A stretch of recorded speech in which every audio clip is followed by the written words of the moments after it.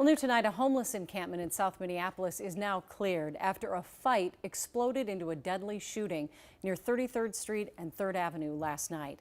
This morning, city employees fenced off the vacant lot, trying to keep another encampment from popping up. Violence in these encampments is not a new problem in Minneapolis. Ian Russell is here with why there's not a simple solution to addressing this issue. Ian?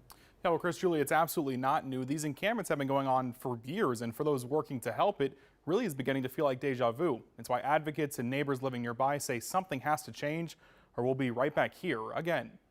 I wouldn't wish this upon anybody. The encampment started small. 3 people there, upwards of 100 people ascend on this piece of land. Dozens moving into this lot over the past few weeks, ending with gunfire. It brings guns, it brings violence, it brings threats. Monday afternoon, MPD responded to the site on 3rd Avenue South. A 33-year-old man now dead after a fight broke out in the encampment before spilling out to the sidewalk. My number one emotion throughout this whole time was fear. I was in fight or flight or freeze. A woman who lives nearby didn't want to go on camera with us in fear of retaliation. She says over the past few weeks, those living in the encampment have her and her neighbors fearful for their safety, unable to find direct answers. This neighbor says a meeting was called with city council members to talk about this Monday morning, where they were told things were being done.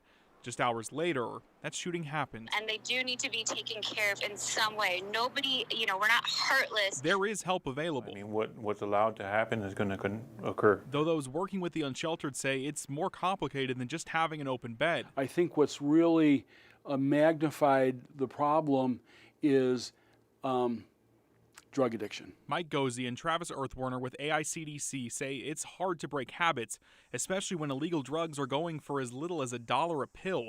They say what we're seeing now has been happening for years, and whether it's more funding or collaboration between the city and county agencies, something has to change. And so unless we really get proactive versus reactive in how we address the needs that we have today, we're going to have greater needs tomorrow. I reached out to City Council member Andrea Jenkins, whose ward covers the area where this happened.